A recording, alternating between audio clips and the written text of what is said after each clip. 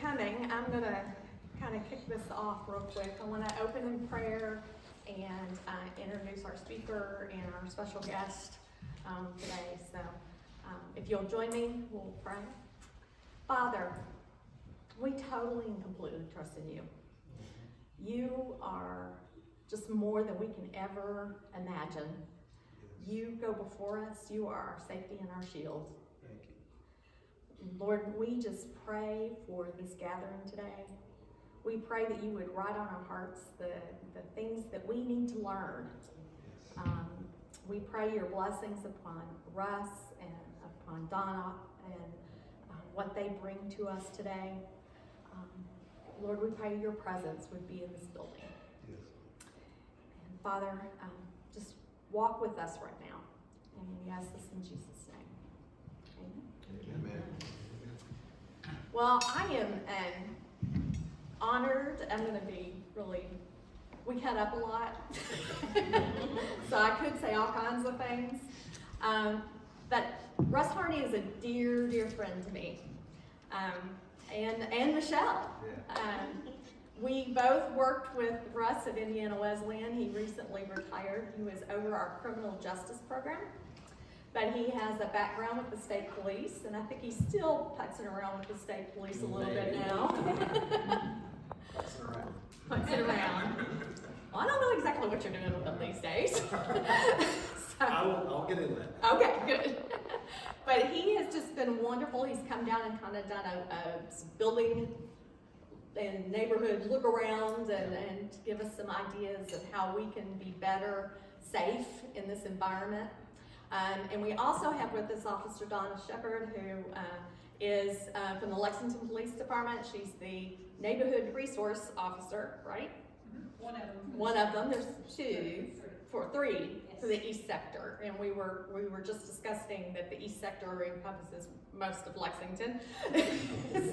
So she has a big job, and so she's going to be here to answer some of our questions and maybe give us some data and things like that. So I am going to turn this over to Russ, and y'all, this is one godly man who brings joy wherever he goes. So we are not live fortunate. up to that. Yeah, you do. You do. Well, good morning. First of all, thank you guys for the invitation to come be part of your church. This is something I've got a little bit of a passion for and some experience with, so I want to just share that with you. I'm not asking you to agree with everything I throw out there, but all I'm asking you to do is just kind of soak it all up and just let God lead you through what applies to you here and just makes sense. Like I don't go to church here. I've been here once before.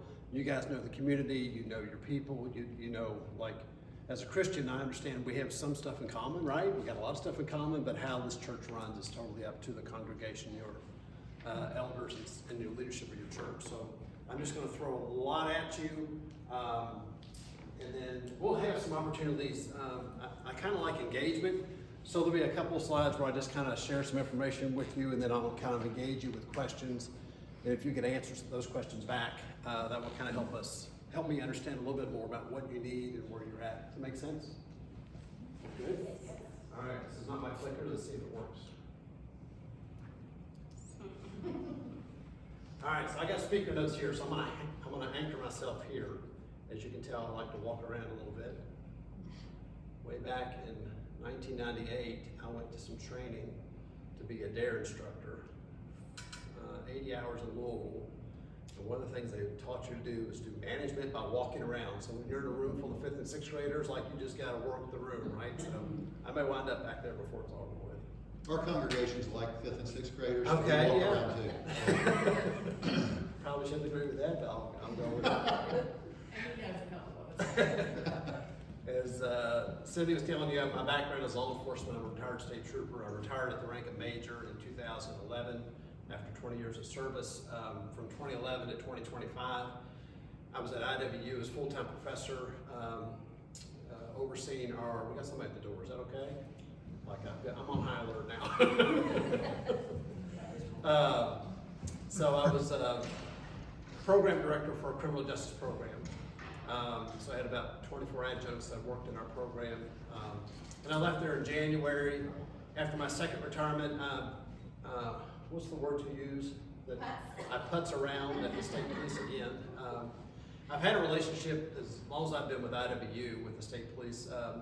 God put me in a spot there where I was involved in their promotional process, and I had been working for them since about 4 or 5 years after my retirement. And I was developing content for their promotional process. So if you're a trooper in Pikeville and want to be a sergeant, if you're a sergeant in Madisonville and want to be a lieutenant, if you're a lieutenant in Dry Ridge and want to be a captain, you would take a promotional exam that I would create. And then I would develop content for what they call the job simulation examination, which is a scenario-based exercise. And I would create that and train assessors. They bring in out-of-state troopers, HR professionals, college professors, and we have assessment boards that evaluate those candidates. Then they get on a list, and that list is good for a year. So we just rinse and repeat every year, and that's kind of what I've been doing for them. Essentially since 2016, 2017, I'm doing more of that work now. So it's just hard to retire and stay home. I just found that out. Alvin, you can probably relate to that. You and I have, I think, the same DNA. We're always on the go. I've been a member of Southern Baptist Church since I was saved in my 20s. Currently a member of Florence Baptist Church, Boone County, Florence, Kentucky, an hour and a half north of here. I lead a small group on Sunday mornings. And also, my wife and I lead Financial Peace University. You guys are familiar with that, the Dave Ramsey program? We've been doing that for 10 or 12 years. We got a class that we're leading through that on Wednesday nights. At my last church, not Florence Baptist Church, I was a chairperson of the trustees. And the trustees in that church were responsible for maintenance, right? From yard mowing to HVAC to anything that broke, somebody would typically call me. I was the chairperson of that, and long about November of 2017, I'll show you a little video coming up. That was the Sutherland Springs, Texas shooting. Many people killed in that shooting, and God just kind of tapped me on the shoulder and said, Russ, you probably, not probably, God doesn't usually use that word. He said, Russ, I'm calling you to do this. And that was put together a safety team at our church. And small church, about 100 people on any given Sunday. So I just went through the process, and the process was, contact leadership. We had a lead pastor and a youth pastor and a part-time secretary, so that was about it. Just kind of get their blessing, put a plan together, take it through church council, go through a business meeting. So we launched that long about late 2017, early 2018.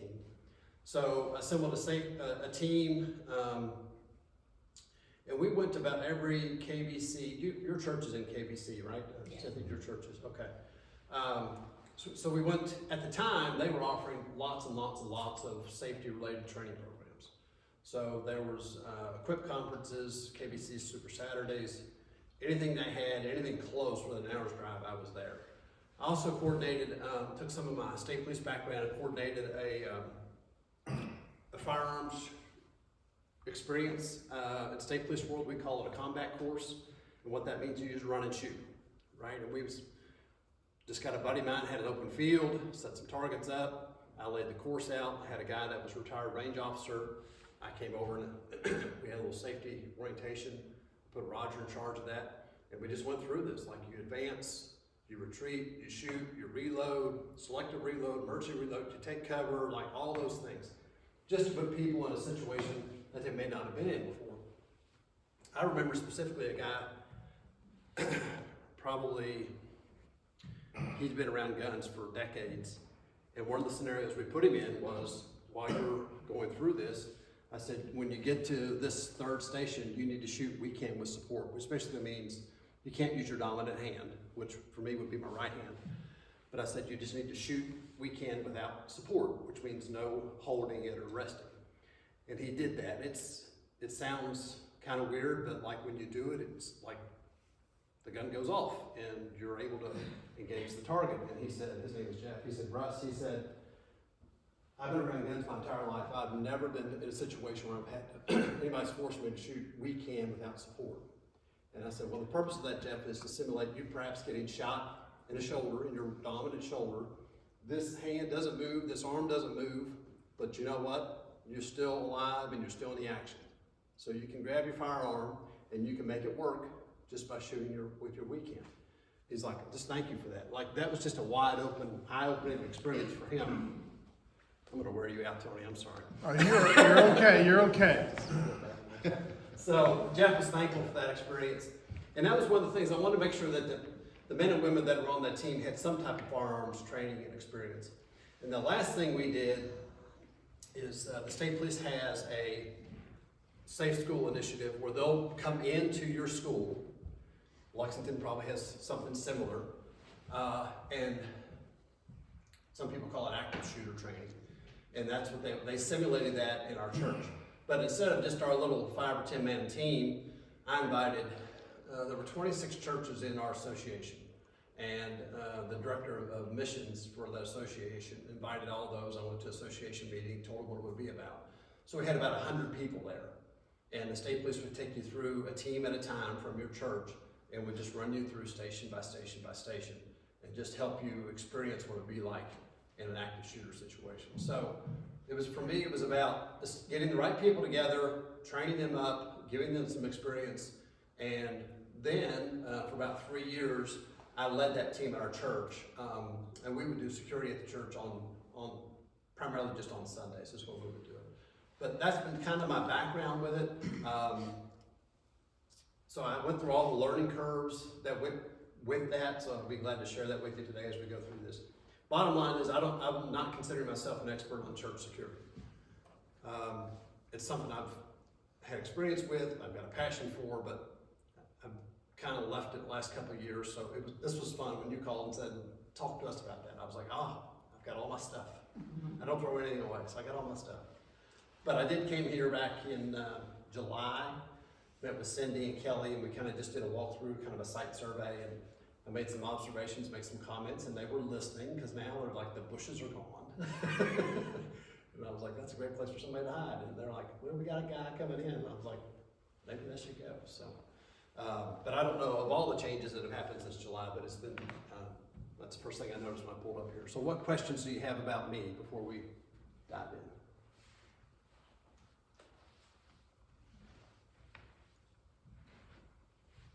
Nothing?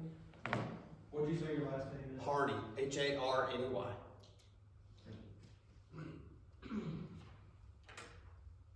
All right, here's the agenda for today. I'm going to start out just quickly talking about managing risk, and then we'll talk about some of the mundane stuff of how to keep this place safe, and then we'll kind of close out today with talk about a safety team, about what it looks like to create, just following the pattern that I use. And I didn't wing that, like I based it on the training that I went to and just kind of learned through that processes. And then the last thing I'll show you is a lot of there's a ton of resources out there to help you guys get where you need to go, wherever that might be. Like if you want to go to A, there's a book to get you to A. If you want to get to Z, there's a book to get you to Z. There's resources. So that's the beauty of this, is that you can look at all of it and just dial it in to do what you want to do. And that was an experience that we had, and I'll tell you about some of that as we move on.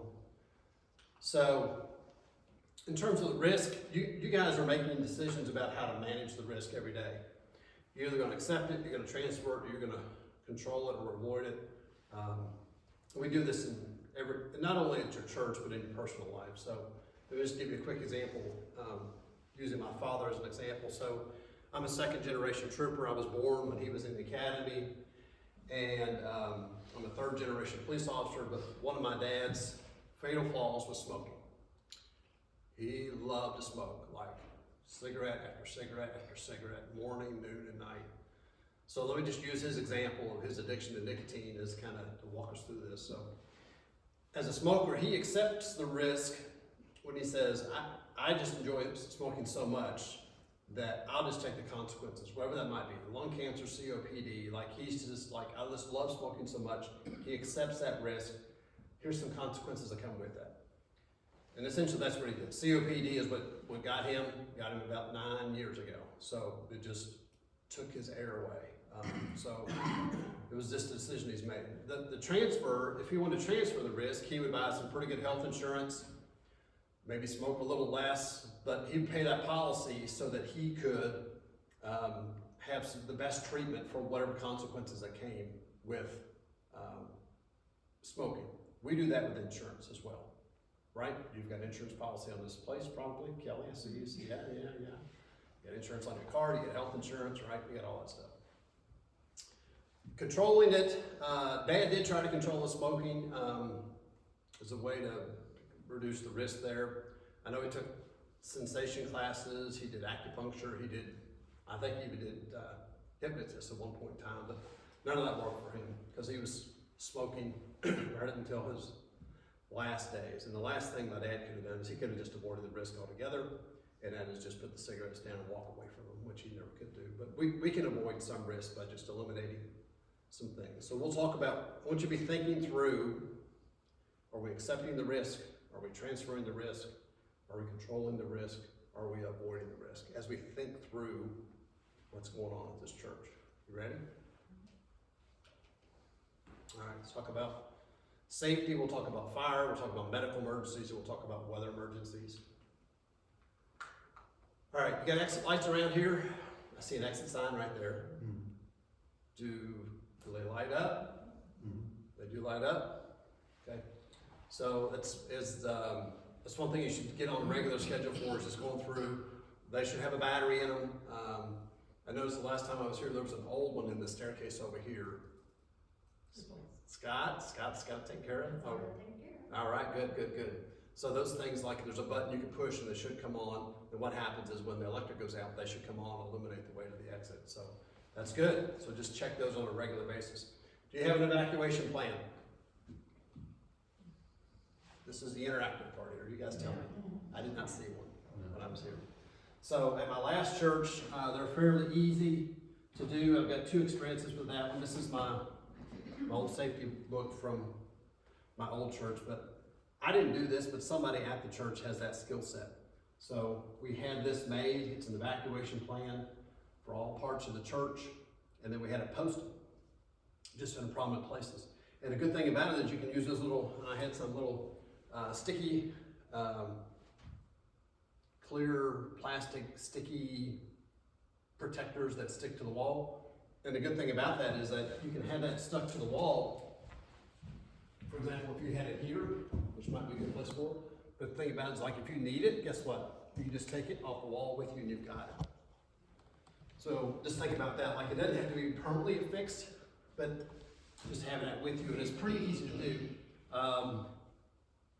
My wife and I just bought a piece of short-term rental property, and one of the things the city required us to do is have an evacuation plan. So we just did this a couple months ago. And actually I just took, my son works at Toyota, and he's got a CAD, computer-aided design, is that what that stands for? So like, he and I just measured the house out real quick, and he just put it on the CAD, and that's what's in that house. So I'm sure there's somebody in this congregation that has that skill set where you guys can draw it up. Quick, easy, I don't think you gotta pay for it. It's just a matter of just some simple measurements, and just think through, like, how do we get out of this building in an emergency? And just have that posted somewhere. What about fire extinguishers? You got them? Where they at? We have down that hallway, we have one at the end of that hallway, and downstairs we have one at the end of that hallway. Okay, There is one in the kitchen. good. I think that's the only 3 that we have. Okay, so they come in classifications, right? So the one in the kitchen is probably like an A, B, and a C, right? Yes. Yeah. So that's good. How do you maintain those? Corson does it. Okay. We have a Contract, that okay. does it. We did the same thing at our church, like, not something that we're gonna transfer that risk to that company. We just ensure they come in.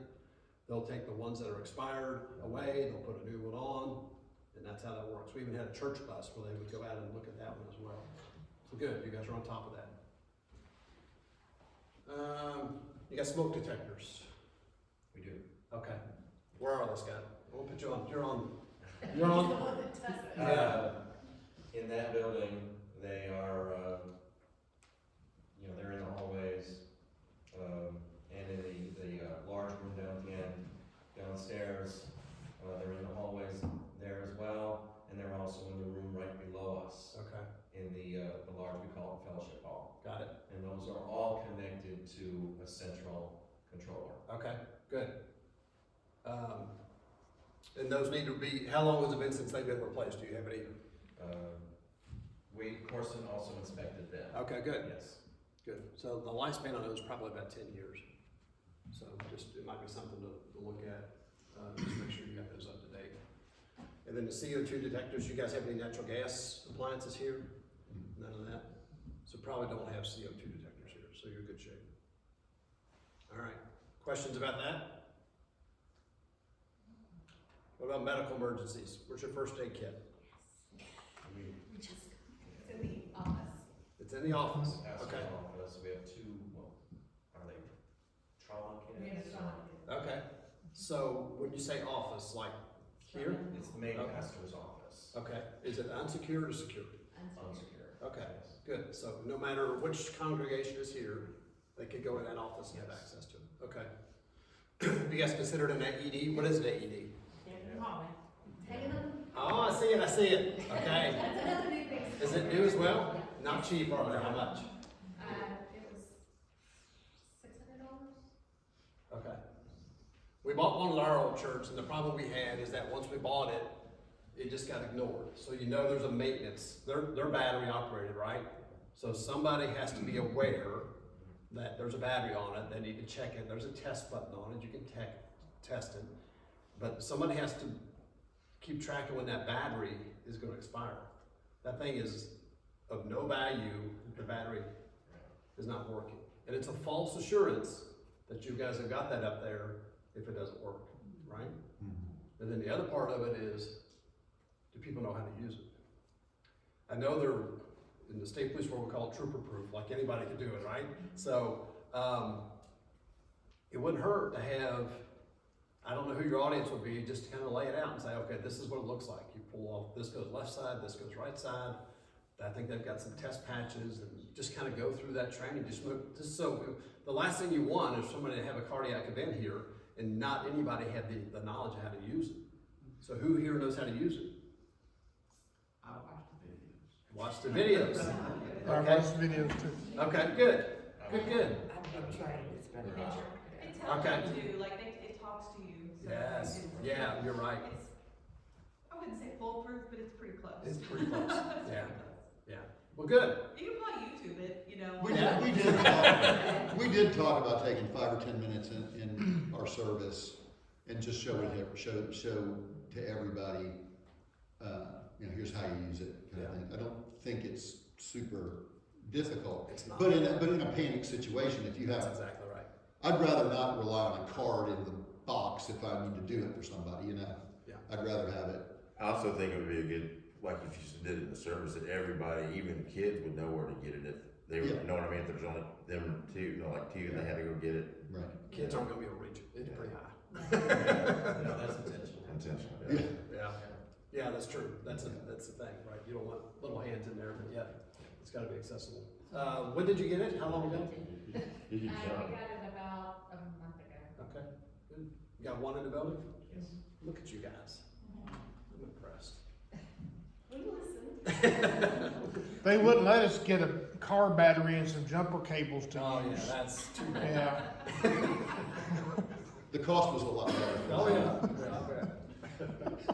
What about weather emergencies? When you've got a plan like this, not only is it fire, but it's also good for tornadoes. So what do you all do about tornado, warnings or such? You start praying, I know you do that, so. Where do you go? Have you talked about this as a congregation? I don't think we have a plan for that. We don't have a plan. Okay. I can tell you the last time we had a tornado on a Good Friday service, the women all went to the basement in that storage room, and all the men were standing out here. Watch. we were the safety team.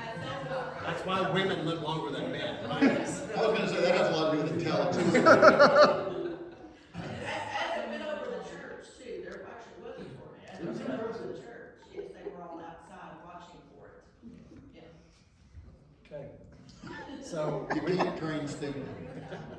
so when you do your safety plan and you got your floor plan for fire evaluation, you also want to have a place on here for a shelter in place type of thing.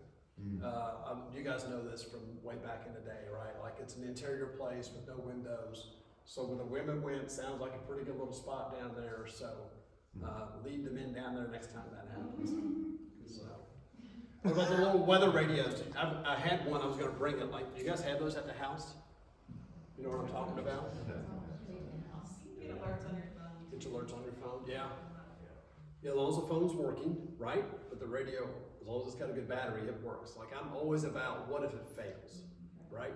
Like I'm old school with my calendar. I keep stuff in Outlook, but I've also got a Franklin Covey planner where I write all my stuff. Like all I need is a pencil, right? And I got it. No battery failure, don't need to plug it in, like it works. It works every time.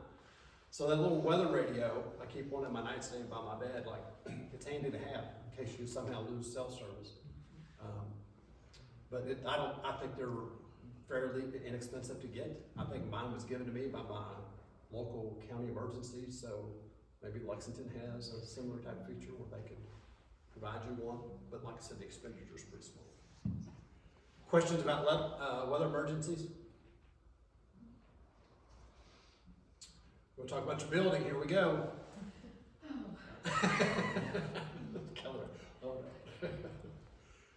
So we'll talk about the lighting, we'll talk about door locks, alarms, security cameras, and landscaping. So let's talk about your lighting real quick. So this photograph is when I was here in July. This is, I think, the east side of the building, which is back here. Is it over here? Yeah. Okay, yeah. So I didn't see a whole lot of exterior lighting over there. So what's the value in exterior lighting? What's it do for you guys? Reveals anybody that shouldn't be there. It does that, right? So it actually works as a deterrent. Like if it's a well-lit place, people are less likely to come do bad things here. Is there a safety benefit to your congregation? Dark for people who park and walk into the Yes. So don't always think about this as just, I'm just gonna keep criminals away. Like you can make your congregation safer for them to egress into the building just by having it well lit. I think I got another shot of this coming up, but I didn't see any lights over here. There's one. One, okay. I had an electrician come and put those up. And Okay. we started on that end of the building, we were working our way around. We got one over here, and he was up on a ladder, getting ready to put one on the corner down there, at this part of the building. And he got a phone call that his daughter had fallen and broken her arm, and he had a bail. Okay. So we never got back to it. Okay. Good intentions, But, right? Yeah, you were on the path, that's good. There's one around in the back of the building. Okay. Yeah, so those things have gotten, we did a lot of lighting at our place, and even 5 years ago or 8 years ago, we put up what they call wall packs, and a buddy of mine who's an electrician came in later and put in LED stuff. Like it is changely, those wall packs were pretty expensive, like $260 a piece, 400-watt lights, and then these LED stuff is like incredible. These are all LEDs and they're on a timer to cut, and then they work, some of them work with the dark to the. Yeah, all the dust, the photocell, yes. That's what I'd recommend, make sure that you're, and you may think when you put them up, like, oh, okay, this is set to dawn to dusk, but you know what, you don't know until you come up here. Yeah. So at night, so do you guys have like a Sunday night service or a Wednesday night service? We have several different churches that use our building, and some of them meet in the evenings. Okay. And nights. Make a habit of coming up here, not every week, but at least once a month. And just, I've done that pretty regularly. Okay, good. Every time they did it. Okay. Early on, I came checking. Good. You're on it, that's good. This is down at the end of this hallway here.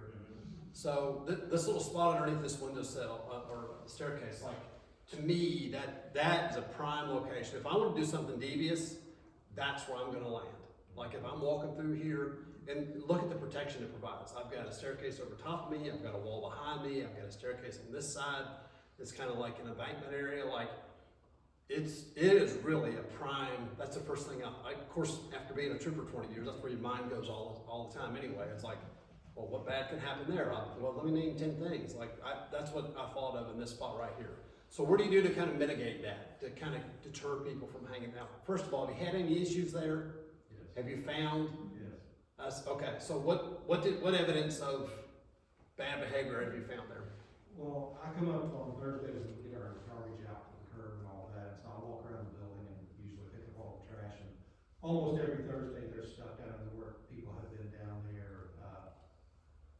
I won't mention all the things I found today. Yeah, I can only imagine. But usually drinks, trash, so it's obvious that there has been activity. And then I was up here one day, nobody knew I was in the building, and I walked out that door down there, and there were a group of about 15, high school age kids sitting all around in that area down there just because it was outside. Okay. And they weren't doing anything bad, they were just sitting there talking. And Yeah. drinking, soda. And I engaged them and talked with them and everything. And, but anyway, there's definitely, it's a spot. Yeah, I asked about it when I was with Kelly and Cindy, like, I don't remember hearing that kind of response. We didn't know that. Okay, Right. yeah, but my mind was like, that would be the place to go. And here's the balance you've gotta have, is like, I'll give it to you in just a second, is like, this is a church, right? We wanna be welcoming, right? That's what your sign says, everybody's welcome here, or some version of that, right? And you don't wanna be the guy that's shooing people off, like, if this is a safe place to hang out, that's the balance that you gotta find. And that's the difficult part of what we're talking about today, is where we draw a line between protecting the congregation from a threat and welcoming people in so they can find the love of Jesus. Like, where's that at? And it's difficult to find sometimes. Yes, sir. If there was cameras that would be lighting that up, people would probably be less likely to sit there. Yeah, so he's back to my question, how do you mitigate that? Light it up and put cameras on it, right? Some signage may help too. Again, that's that boundary between, put up a no trespassing sign at church.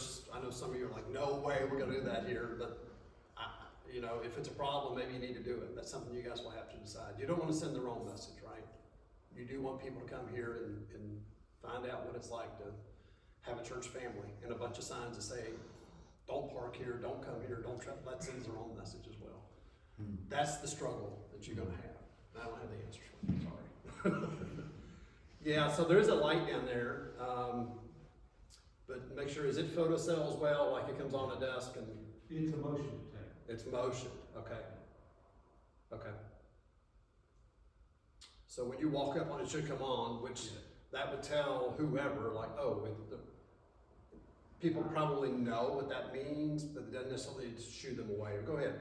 I'll come up a couple of times in the evenings to try to go down and make sure it's working, and most recently, the photo eye on it that detects the motion had been moved up or something, or maybe it just naturally had gotten out of whack, and so it wasn't coming on to right down in the stairwell on their side. So- to make it come on in the perimeter, but it probably could be better than what it is right now. Yeah, so that thing is so close to the ground, it's easy to manipulate, right? And that's probably, I want to give you the benefit of the doubt, maybe it was the wind that got it, but probably not, based on your other comments there. But there are other types of lights where the photocell is more concealed, like it's internal, like with our wall packs, it was just a little bubble on top, right? The problem you got it down there is that it's gonna stay dark, so the light's gonna stay on a lot, so it's gonna take more electric and probably burn out quicker, but that's just the price you gotta pay. But cameras are the other things we'll talk about in just a minute. That handles it during the evening time, but, during the summer when there's not as much activity up here, that's a place to hang out during the summertime too. When there's not things going on during the daytime, that's a great place for them to hang out too. Yeah. So instead of the trespassing sign, you might consider it a loitering sign. That's not saying you can't come to church, that's saying, hey, don't hang around back here. So when we show up, we can enforce that. Good point. Well, So without the sign, you can't enforce it? Do you need the sign to enforce It's it? better to have a sign. If there was a member of the church here and said there was no sign, but if they communicated that to you, you'd be able to enforce that as well. In the instance where I came across the group of kids down there that day, the easiest thing to do would have been to go out there and tell them, you guys can't sit here. Yeah. But I actually engaged in a conversation, and during the conversation, while many of them were quiet, thinking, oh, well, we're in trouble because we're sitting here. And one of them finally said, is it okay if we sit here? And I said, you're welcome in our church anytime. There you go. But what I ask is that you be respectful. That's right. Clean up, because they were leaving trash. I was Yeah. picking it up all the time. Yeah. And I said, I just asked you to be respectful to the church, and, Yeah. you're welcome here anytime, but please pick up after yourselves and all that. And it hasn't been a problem since then, Like with that particular. Yeah, good. But We have a community cookout here, once a month, where we invite the community to come to our parking lot. Many of these kids have been there many times, and they consider this in some peripheral way to be their church. Yeah. Just because they've been on our property many times, and I recognize a few of Yeah, them. I like that response, and you certainly don't want to discourage them from being here. It is a fine balance, Yeah. If I had suspected there was anything really nefarious going on with that, I probably didn't have to. I think you hit it up pretty well. We'll give him a pay raise. We'll double it. Double, okay. All right, so this is this lot, is that not right? Okay. Yeah, so I don't see any exterior lighting. I checked it again this morning when I got here, there's nothing there. Down in the corner, there's one right out here. though. Yeah, I'm talking about maybe on the, like on this pole was, Yeah. Well, like- the intention at the time that we were doing this, before we had the administration team, who now is in charge of all that, I kind of let them have it. But the corner of the building down there had a old security light that was really old and didn't work. right, So we removed that one and got the outlet box ready to put a new okay. security light up there and just. Would that be on the building or On the there's very a? corner of the building, on the building. Okay, yeah, that will certainly help. If you get a super duper light, you can probably put on a pole there, that would have to be worked through KU or whoever. I know my mom's got one on a light on a piece of real property she's got, and it's $20 a month, but it lights up the whole kingdom. I will also say that while we were working on those, and I was putting the light up that's back down behind the back entrance door, a neighbor came up and expressed his extreme concern that we were now gonna have lights shining in his, and he was very adamant about it. And, I tried to assure him we would do the best we could to angle, we had to have some lights in our parking lot. Yeah. And so Yeah, it was a tense kind of discussion that, I don't know. Yeah, you wanna. Not everyone's in favor of. No, that's a fact, that's a fact, and you do have neighbors from right here, right? Right, Just exactly. right on the other side of the fence, right? So, yeah, you wanna be mindful of that, you wanna be a good neighbor.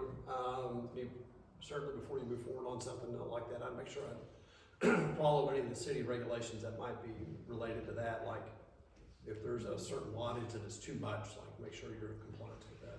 I don't But know. this corner of the building down there is really high, a light on that corner would do the same thing probably as what one on that. pole Okay. would do. Yeah, when I was talking to Kelly and Cindy about, it was like, if it's on that pole, it's facing this way. Exactly. So I mean, the brightness comes towards this building, not towards them. So, those are all things, you guys are all thinking about the same thing I am, so it's all good.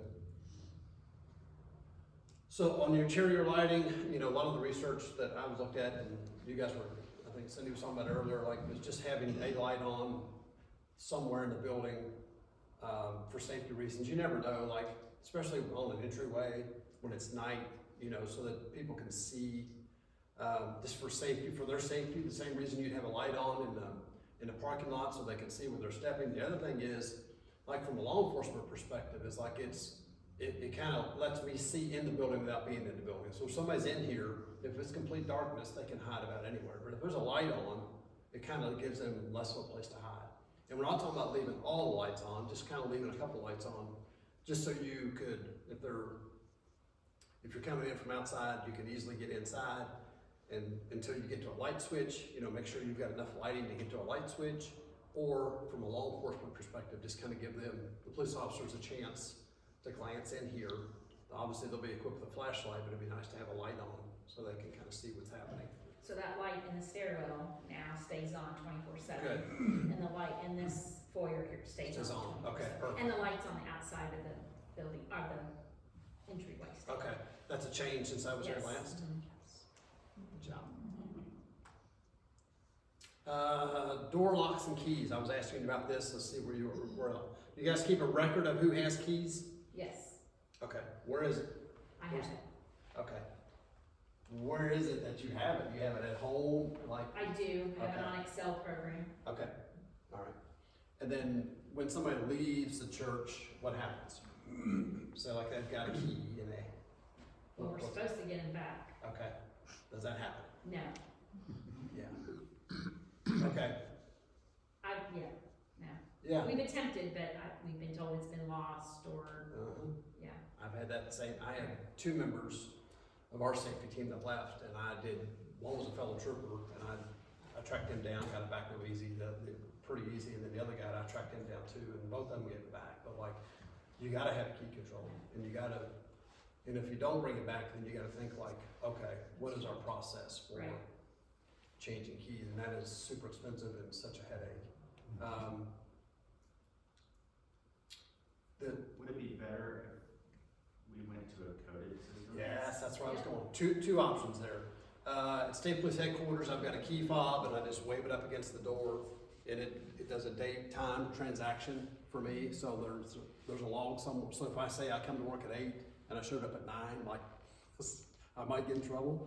But yes, they've got key fobs around all those doors. So, and if my work there ends tomorrow, they'll disable that key fob. Of course, I would turn it in, but they'll disable it. The other thing is, on this piece of rental property that we just acquired,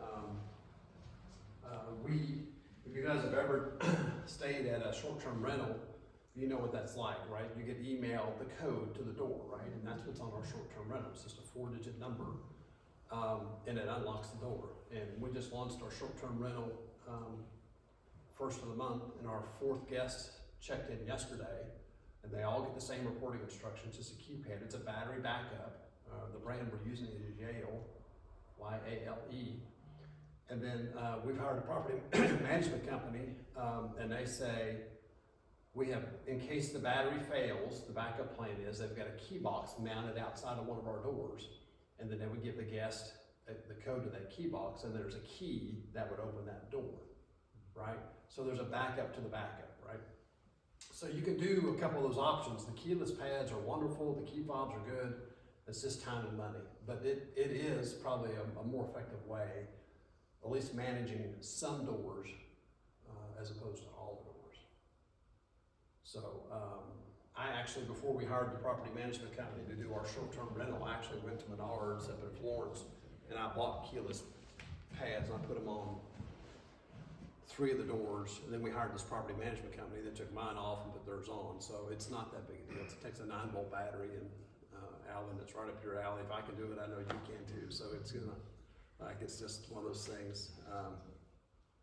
They're easy to do, but you just got to work through like the doors with the panic bar. Like you'd have to work through that one and just kind of figure that out. It's for the traditional entry door, so you'd have to work through that one a little bit to see. All our schools, all the Fayette County schools have. Okay. So and they're that type of door. Are they? Okay. So it's possible. Okay. You work for the school? Yeah. Lovely. Okay, yeah. Yep. So, do you have any do you have an alarm service? Okay, do you have any motion sensors or anything like that here? Okay. I like them, but I don't like paying for them. So what I have done in my house is I've got this thing called Smart Things. I think it's Samsung, maybe the original owner of it, but there's sensors on the doors, and then I've got some motion sensors around the house. And what it allows, I've got an app, and when I turn it on, I put alarm on, and it'll tell me if the contact is broke between the door and the door frame.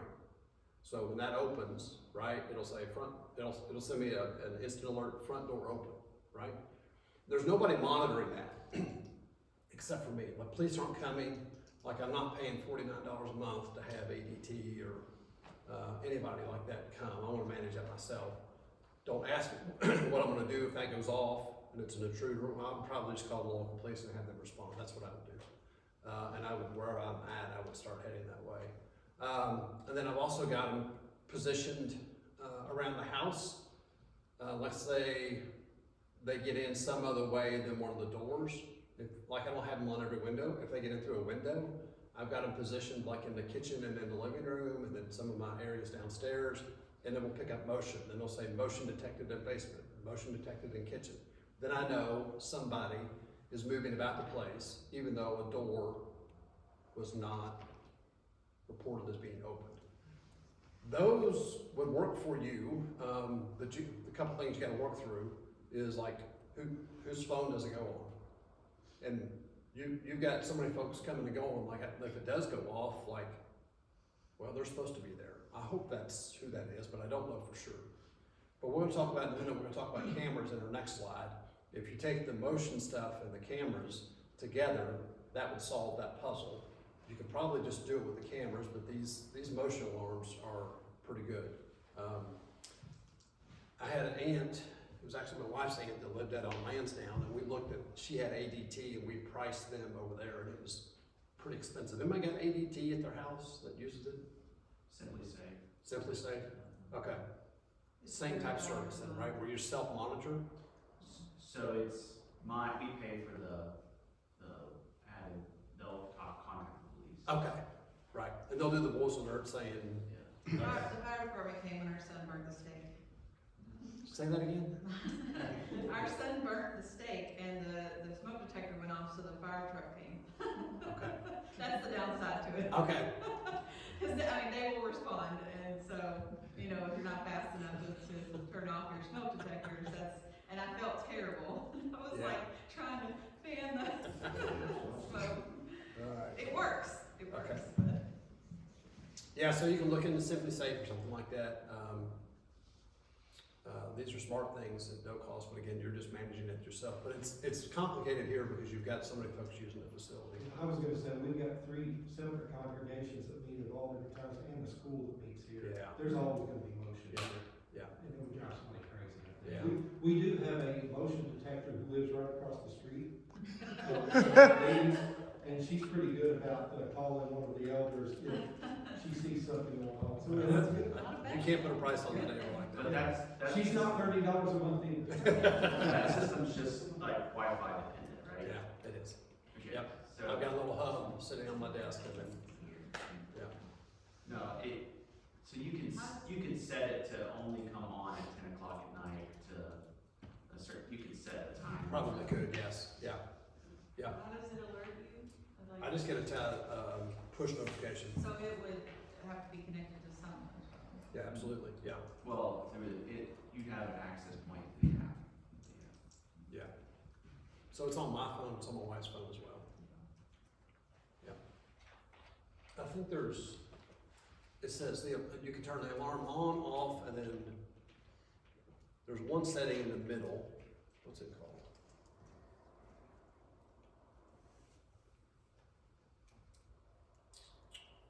Do I want to write a review? No. My options are disarmed, armed, which means away, and then there's armed, which means stay. And I think that turns off the motions in the house, but leaves the doors notified. I think that's what it is. It's been a while since I used that, so. Yeah, I've got all the doors like that and 2 or 3 motions inside the house. This next slide is the fun stuff for me, these security cameras. This is the slide from Lorex. This is the brand I'm most familiar with, but there are tons of brands out there. And if you guys, you probably have, and then you guys get a chance to share your story here in just a second. Let me just tell you why I'm on the Lorex bandwagon. It started at our church, and the guy I was working with, he worked in an auto dealership, and he said, the dealership has got Lorex brand, and let me show you how it works. He had it on his phone, and it was great. So we bought it for the church, we put it up at the church, I put it up at my house, I put it up at my mother's house, I put it up at my in-laws' house. So I've had tons of experience putting up this brand of camera. Now this screenshot I've got for you here is just, it's a 12 camera unit, and look at the price. That's amazing. $700, 12 cameras. That's amazing. Now, there's no monthly fee with this. Like, it's the same thing. Like, you manage it with an app, and then you can get these with 2-way talk. And, like, you can listen and you can talk through these. Pretty amazing. And then I can pull up on my phone what's going on in my house right now. I can pull up my mom, who's 85. I can pull up the cameras at her house. The one thing I'd recommend is that, and I made this mistake at my mom's house, I'm going to course correct as soon as I get a chance to fix it. But at my house, we use the power over Ethernet. So it's a Cat 5 cable, and it runs all the way through the building. And it goes to a DVR, or an NVR, it's a recording device. And every camera is hardwired.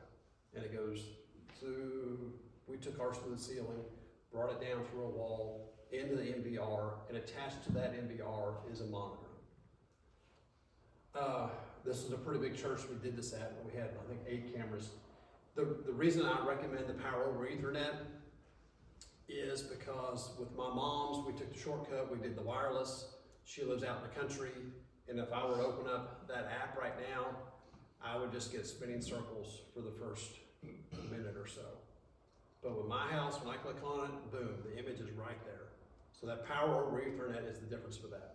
So it just takes a little time. You know, somebody's got to crawl through here, pull those cables. Like it's work. Don't get me wrong, but it's again no monthly fee, and whoever's got it's got it on their phone. And we had 6 trustees and the staff at church, and we all had access to the Lorax app on our phone, and we could watch it like we could watch it at any point in time. So I set it for continuous record on my house. I've got 6 cameras at my house. They run 24/7, and after 7 days, the old footage is recorded over. But at my house, I know pretty quick if something's wrong. So I can go back and play back the footage and find it out pretty quick. You guys would know that here probably. Like if you did 12 cameras, it's gonna be less than 7 days. It might be 3, it might be 4. But hopefully in 4 days' time, you would notice whatever happened. Let's say, for example, there was a break-in. Wouldn't somebody notice that within 3 or 4 days here? Is that safe, right? So you could call Lexington PD, they would show up, and obviously you would want to share the footage with them. The other thing is that what helps them most of all, and Donna, you back me up on this, or tell me I'm wrong, is just dialing in the date and the time. Like just knowing it happened Wednesday night at 11:42 p.m. because that's on camera. And then obviously the image. Many of the camera images that you see are not very good. You really can't identify somebody off of them, but at least gives you time and a place. It tells you that exactly. So in our FUSIS program too, if you did get cameras, you could actually share that camera with the police department. So if there is something going on out here, they can just connect to your your cameras and have an eye. You don't have to do that. You can share your camera footage with them, which is a different way, but you have 2 options with that. That helps with solving the crime. Yeah, good point. So you may be wondering, how have I used these in the past? So at my old church, I told you we had a part-time secretary. She worked there by herself mostly. But if she saw, of course, the monitor was at her desk, so she could see all 8 cameras. And then if somebody came up, in fact, this happened one day, somebody just kept going door to door to door to door, and nobody would answer. So she calls me and says, Russ, there's somebody at the door, can you pull up the camera? So I'm looking at it on my phone, and she's like, well, I want to go talk to them. And then she takes the cordless phone, and I can tell her, while I'm talking to her on the phone, I can tell her, okay, he moved from the north side, and here's another thing, is numbering your doors. He moved from the north side, door 3, to the south side, door 4. So, and those are marked on the doors, right? So she knows where I can do the play-by-play to her over the phone while she tries to go address this person. And that worked just because she knew I worked from home, I was just a couple miles away. She knew I was always available, and that's kind of how we used it there. I do know there was a house that caught fire next door to the church, and I know the state police detectives came to the church and they watched the video footage of that fire and their investigation there, so I know it played a part there. As a member of the safety team, I'll show you an image of my church here in just a minute, my old church in a minute. We used it every week. We had a 3-person team. We kept one guy sitting up in the secretary's office. He or she would watch the monitor, had a little 2-way radio, and we had 2 persons at the front door like that, had little earpieces on. It was all super cool, like Secret Service kind of stuff, right? And like Tommy would radio down. In most cases, this is what it would be like. He'd say, Miss Francis is pulling up. She has trouble getting out of the car. She's in the grade 4 Focus. Can you go give her a hand? You're talking about customer service, like off the charts. Like just having somebody to go out and do that. The opposite end of the spectrum is I was working the detail one day, and the guy radioed to me, he's like, hey, there's this white van that just pulled out front, he's just sitting there, nobody getting in it, nobody getting out of it, like, that's a little sketchy, right? So the first thing I did is I went out there and I got behind it and I called on the radio and just told the guy, and I said, hey Tommy, write this license plate number down, because if the guy runs over me and pulls off, like, I want to have some record of it. So I read the license plate to him.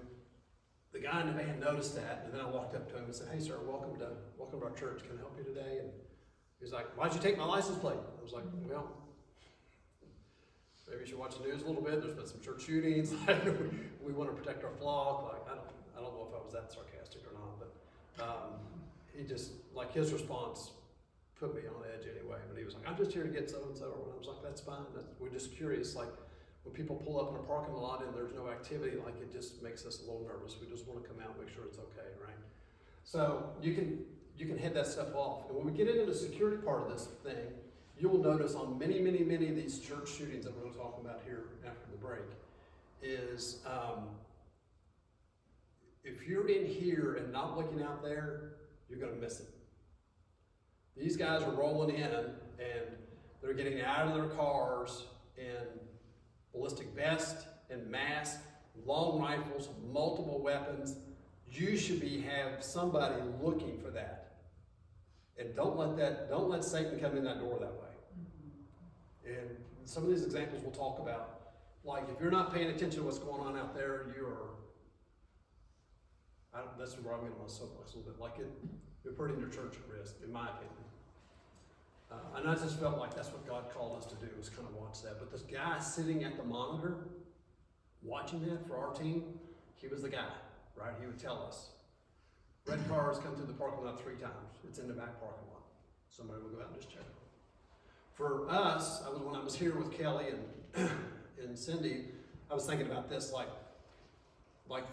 if you did a wireless unit, you could put it in back there, that would be your NVR back there, you could have a monitor back there, like, and whoever sits back there can kind of watch that. It's kind of a good location for that. Like, I don't know the lay of the land too much in here, but that might be a decent place for that. And at home, I've used this thing for stupid stuff, like we have a little no trespassing, no, it's a sign that says private drive coming up to my driveway. Me and 4 neighbors share a common driveway, and it was smashed over one day. So I asked my neighbors, I was like, what happened? And none of them knew.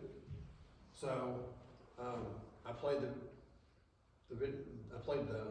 my one neighbor said, it was fine last night at 6:30, because that's when I came home. So I went back at 6:30 the night before, and I started watching it go back, and sure enough, there's this truck and a trailer that goes backing down the driveway, and he runs over.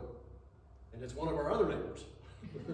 Actually, it's the president of our HOA that did this. and left.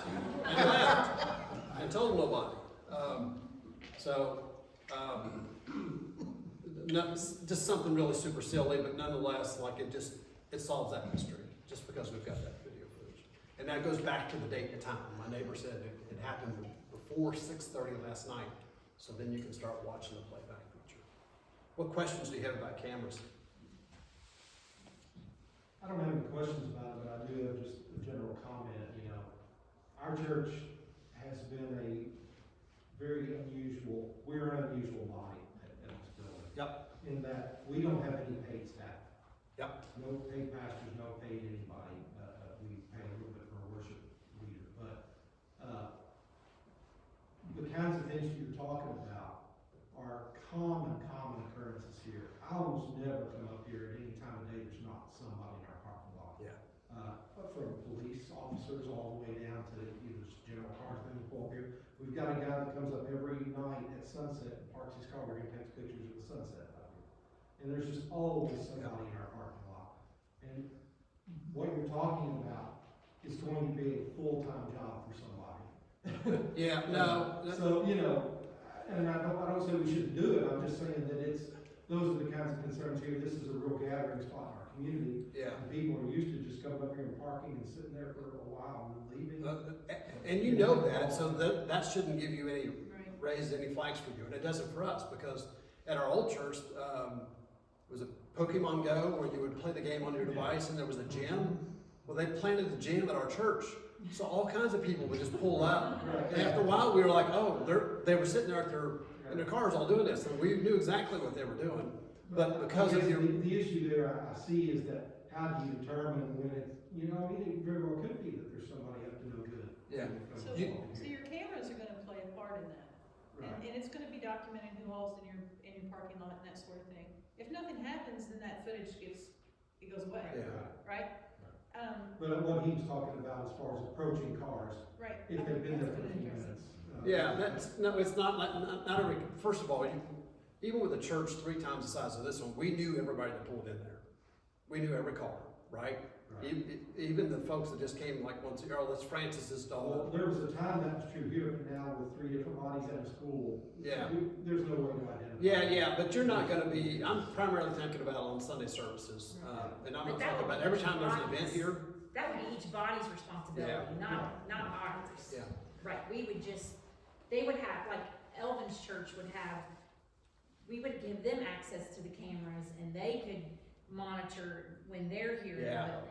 If we set it up in the back, like Dan just said, as a Yeah. hub, then anybody, any That's group right. would have access to it. Yeah. And it's not like, I don't believe you're not saying we're monitoring 24/7 like you do your own. No. You know, but it would be nice if something did happen, then we could go back and look at the cameras and get you guys involved. But mainly it's just using it, you know. The only time we watched it was for 3 hours on Sunday, from 9 to noon. That's it. That's the only time we were that. And these examples of church shootings, they all happen during a church service.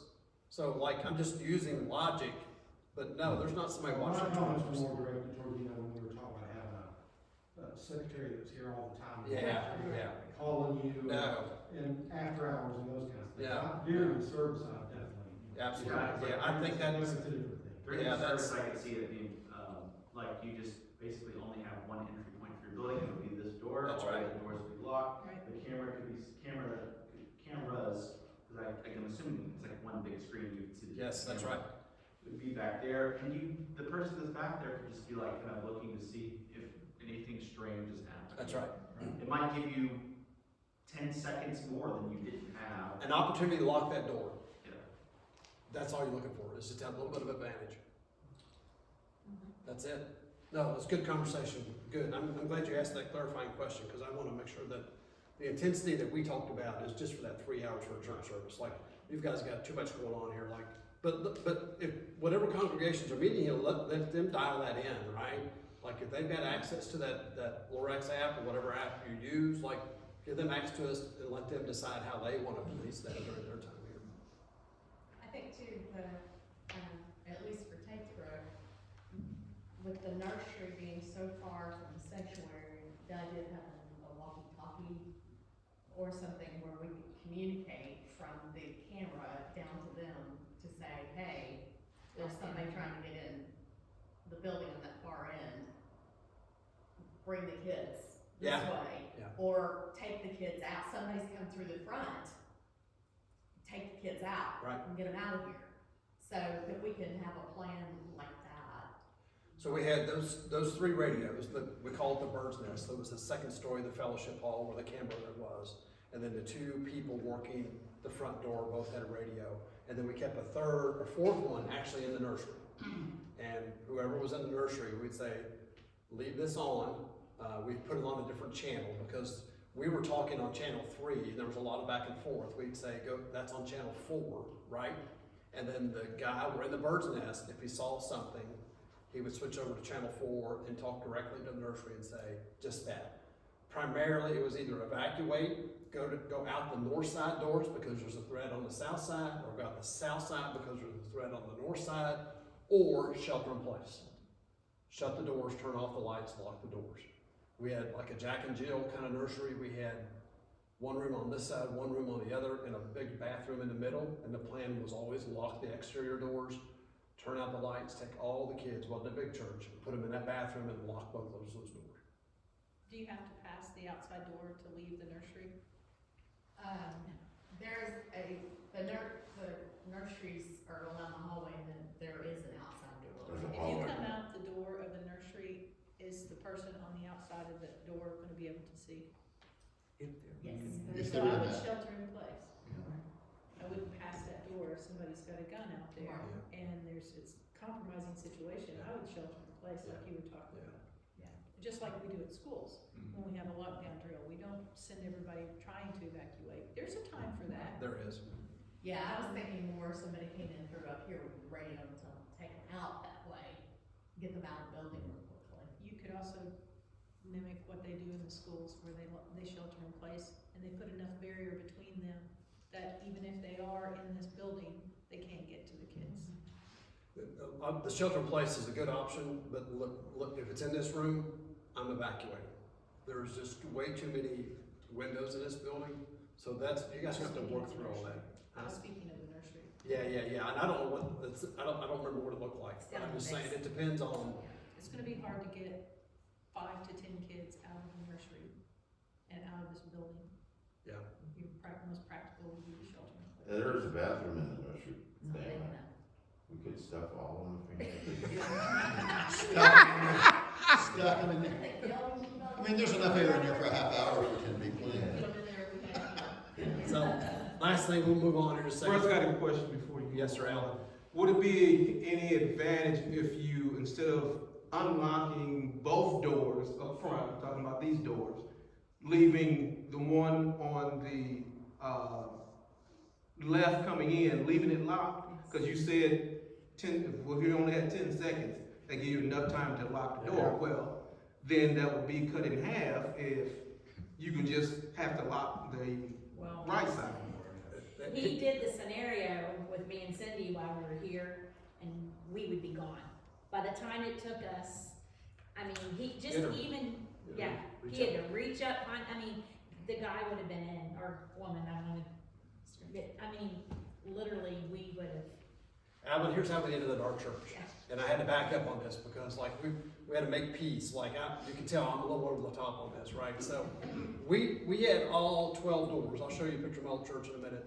We had all 12 doors open before we started this. 12 doors unlocked, right?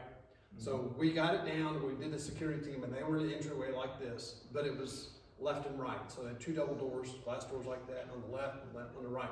We kept them locked, but we kept our 2 ushers, our 2 security members there. When anybody walked up to that door, they opened the door for them and let them in. If that works every time, and this was our problem is, if that works every time, people don't know that those doors are locked. But when they close on their own, they're locked. But if one of our guys gets distracted and starts talking to somebody and has their back to the door, somebody pulls up on that door and it's locked, that's what got us. Because then people were like, what? This is church. Why is the doors locked? And we had to back up on that. So we had to unlock those doors. But each one of our guys had one of those keys, the same keys that you guys have got there, on their key ring. So they could lock it back really quick.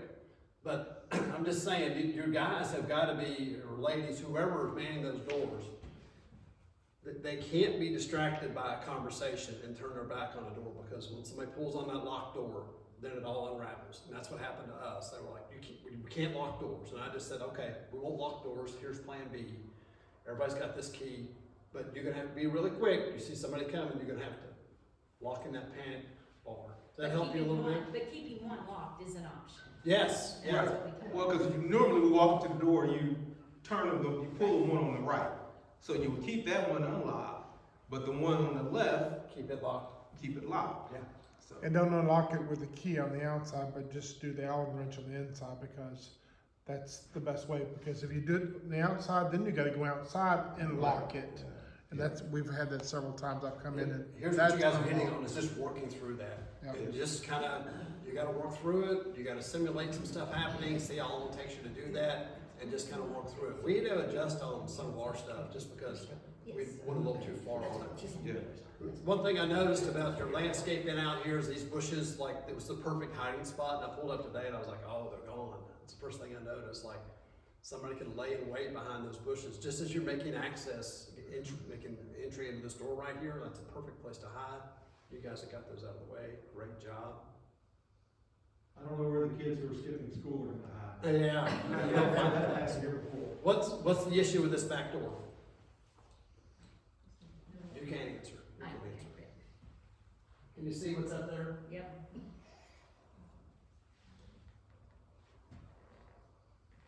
I can hardly get to it. So it looks secure. What's this? That's our door. That's your door stops, yes. You know, the hardware store has other door stops you can use. They get mounted on the inside of the door, they flip down the whole door. But what that is an opportunity. Like that might be a secure door, but a guy or a teenager, whoever, could easily pick up that block, break out that window, and boom, they're in. So leaving that stuff laying around, and I saw another one when I pulled up this morning somewhere. Oh, we have those for sure. Yeah. We rely on those. We own it, we own it. Master key. But seriously, you could go to any hardware store and just you just mount it at the bottom, and it's just a leg that kicks down, and you can, when you open that door, you just kick that leg down. Like we have on the doors there. Exactly, yes. And in the meantime, you can put your door stops inside the door when you're not using them. That's true too. Yep. Yep, save yourself $8, you'll be good. What do y'all do with the money around here? We don't have. We don't have Perfect. Do you take up an offering on Sunday? Very little. We don't take up an offering per se, we have a plate back here at Sunday. We don't. Some of the other ones, I'm just speaking for the case. Mostly electronic. But most people do it electronically. Okay. We have. And what happens to the plate back there? Who manages that and what? Well, we have a fellow that sits at the side. Your life is in all the danger. time, and then Cindy takes it at the end. Okay.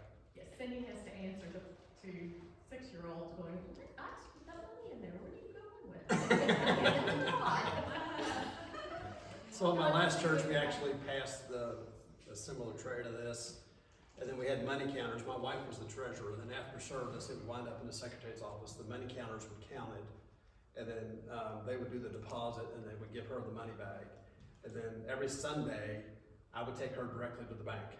Before, there was a safe at the church. They would leave it in there for a week or two. We were like, we ain't doing that no more. But as the money counters were counting the money, I'm actually looking at the security monitor because I know in less than 10 minutes, we're gonna walk out the door with a money bag. And I'm just paying attention to what's going on out there. I'm not panicking, I'm not stressing, I'm just being super observant about what's going on in the parking lot. If there's a strange car that pulls up, like I'm gonna pay attention to that, I'm gonna watch what they're doing. And then when it's time to go, I'll take one more glance at it, and then she and I will walk out with the money blank, and we'll go directly, before we go to lunch or anywhere else, it's the first and only place we go, is we go to the night deposit at the bank. I wouldn't recommend, maybe you got a safe here, maybe you don't, I don't know. I wouldn't recommend keeping a whole lot of valuables here. It's just an opportunity for folks to take it. And I know at my last church, we had a safe about this wide, this tall, probably weighed 50 pounds, and it was sitting on an 8-foot wooden table, the folding table, the heavy ones. It was just sitting there. So if you got in, your recourse is easy, right? You just latch onto it, and you just go right out the door with it, right? So after doing some of this training, and actually it was in a book I'm going to show you here just a minute ago, or like just secure it. Like those have divots inside and you can drill down through those and you can mount them in the floor. They had them on the table and I was like, well, let's just mount it to this table. So we just took some huge light bolts and just ran those 4 light bolts down through the top of that wooden table. And now if you're gonna take it out of there, you gotta take the safe and the table. So it just makes it that more of a challenge. So just think through those type of things. Like, how do we make it harder for somebody to get something of value here? If you're not keeping money here, if you don't have a safe, this really doesn't matter, but maybe you do. What are you doing to protect your littles around here? Pretty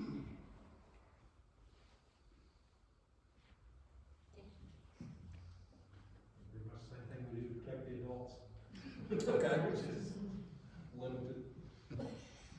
Do you screen adults that serve in your children's ministry? No. No?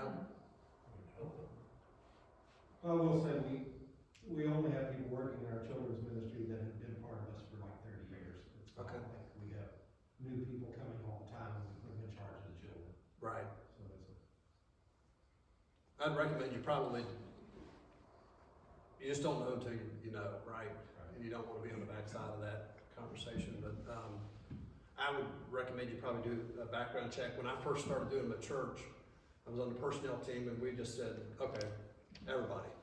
So there was a lot of people, but at the time, the administrative office of the courts, which is the Kentucky folks that oversee the court system, they would do them for free. So we just sent a bunch in, they sent them all back. And we did have one lady that had some significant financial indiscretions, so we knew that she probably shouldn't be on the finance team, so I just kind of separated that. But a quicker tool for you guys as it comes to protecting your children is just kind of being familiar with the resources that are out there now. So the state police runs the sex offender registry. You guys familiar with that? The school systems probably are. Have you ever wondered how many convicted sex offenders who live near your church? And again, we're walking this tight line between, you know, letting us be the hands and feet, right? Versus protecting the children. Welcoming people in that have past indiscretions versus protecting the children that are here. Difficult thing to talk about. But if you feel like you need to be have more situational awareness, this is how you find out. You go to the state police website, and did you know, as of about a month ago, you had 53 registered sex offenders within 3 miles of this church? Yes.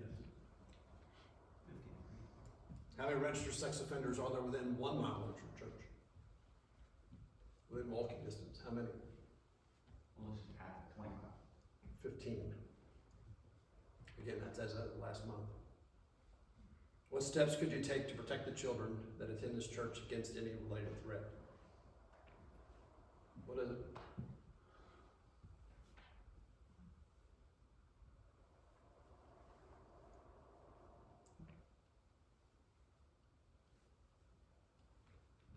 Maybe it's just knowing. Just knowing. You click on any one of those names up there and it brings up a flyer, so there's an image. I'm not saying you cover your back wall with, like that is not what I'm suggesting at all. What, like the post office? Yeah, not cool, don't do that. But it wouldn't hurt for your security team. Yeah. Familiar with the Yeah. faces. I don't know what to do with that, like just the awareness, probably. I think it's a common, like you just gotta be selective about who has contacted your children. We had a guy one time came to our church and he was on the sex offender registry. We had, our community just suffered through a tornado and we were kind of like a disaster relief hub. And he came in and served during that time. I don't remember how we knew, I think he was very straightforward about his conviction, so he just made it known, and like we let him serve, we didn't let him have individual contact with children, like there was always some, I won't say watching him, but just kind of accompanying him, but I just think you gotta extend a little grace there, but you gotta have your guard up too. And again, just tricky, but you just let God lead you through that. All right, I'm gonna skip this break because we gotta roll down through here. We're gonna talk about security. This is pretty important stuff. This was the Southern Springs First Baptist Church in Southern Springs, November 5th, 2017. It says a few minutes after 11 a.m., Devin Kelly arrived in a white SUV at the First Baptist Church in Southern Springs around 11:20. Now this is strategic, right? What time does your church start? 10. Okay. He knew people in this church. I don't have these kind of details, but my guess is he knew the worship service started at 11. He waits 20 minutes. Everybody's in, the service is rolling. Steps out of his SUV wearing this is important, wearing black tactical gear, a ballistic vest, a black face mask, and featuring a white skull, and wielding a Ruger AR-556 semi-automatic rifle. If you are not looking on the outside of these walls, you're not going to see that coming. And there's other examples I'm going to show you here in the same situation where folks are armed to the teeth and they're ready to come in here, I won't say here, but ready to go and just do their thing in a place that's vulnerable, a soft target as we call it. And I don't know what they had in terms of security here, but if you look at that image, well, let me read on here just a second. He approached the church from the right, opening fire and killing 2 people outside the church, and continuing to fire on the building itself. You see all the little white markers to the right of the church? Every one of those represents probably a shell casing. So that's consistent with what this picture kind of tells that story. Like he's approaching the church from the right, just firing round after round after round. And every time a round drops, the police have come in later and put in a marker where a round lay. He entered the sanctuary through a right side door where worshipers were attending regular service. So he yelled an expletive, and he proceeded up and down the center aisle, shot people in the pews. Police found 15 empty magazines capable of holding 30 rounds each. Authorities stated Kelly fired approximately 450 rounds during the estimated 11-minute long shooting.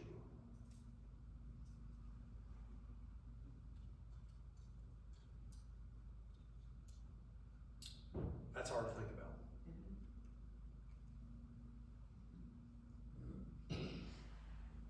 I don't know.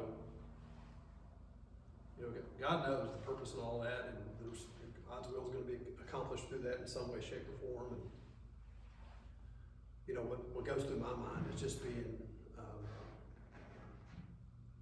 allowing God to use me to protect the lives of others.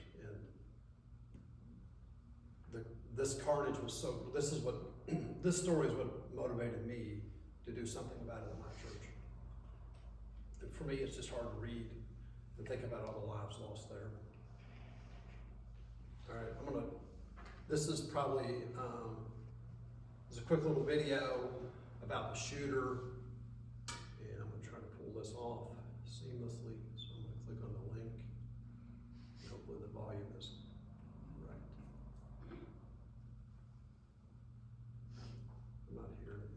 Very latest information. As this church shooting outside of San Antonio, we are getting our first look now at the suspected gunman, 26-year-old Devin Kelly. This is an old high school yearbook picture. So we're told he was in tactical gear and a bulletproof vest when he opened fire on the church this weekend, killing 2. Tony, I need to switch this out. What went wrong?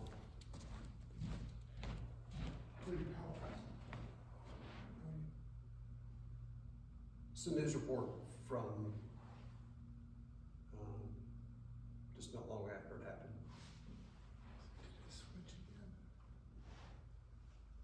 Russ, I don't know if you heard, but it was like a week or 2 after you were here, there was a church shooting at Richmond Road Baptist Church just down the road from us. Really? You didn't hear about that? Yeah, was that the one where we shot the trooper right by the airport? Yeah. That was a little I was gonna different. say, you, Yeah. I don't think you would know that. Yeah. It was so coincidental that he had Yeah. been here doing our thing Yeah. and then. And there was I don't have that one here because, on my slides because we all know about that one, but there's been some other ones as well, since then that I think we need to be aware of. So let me push play on this one again. Just a local news station about this shooting. Right 26 people. Investigators are looking for a motive now. Our Kathy Hernandez is reporting live for us from Sutherland Springs to take a closer look at the victims here. Kathy, good morning. Well, good morning. The Wilson County Sheriff says there was no way for the church members to escape that church once the shooting started. Right now, I want to show you state troopers are blocking off the road leading to the First Baptist Church here in Sutherland Springs. As investigators now are working desperately to find out why this all happened. A Sunday church service turned into a massacre. Be with us here as we learn to deal with this. Authorities say a man dressed in black wearing a ballistic vest and carrying an assault-type rifle started shooting before he walked into the First Baptist Church in Sutherland Springs. Multiple sources say the shooter was 26-year-old Devin Kelly. Within minutes, many parishioners were either dead or wounded. So much hurt for a small town, for a small community. So united, never in a million years would I expect anything like this. I could never imagine anything like this ever happening here. Authorities say a man outside the church shot at Kelly, but Kelly was still able to get into his SUV and drive away. I never got to look at him. I never really saw him.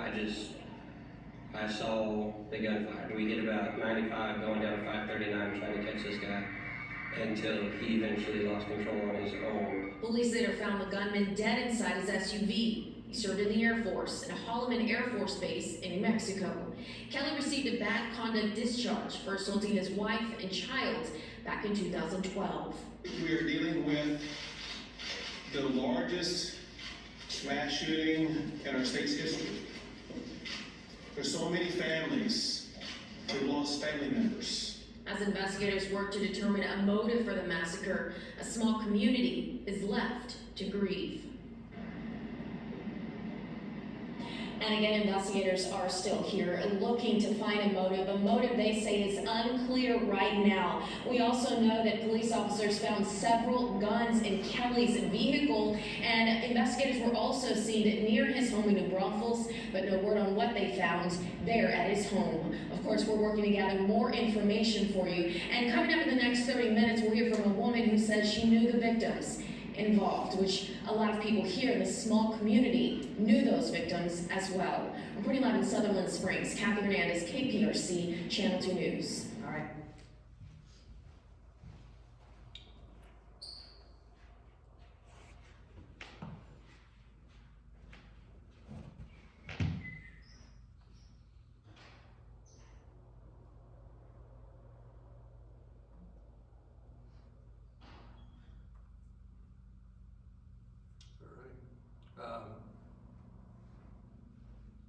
They just keep happening.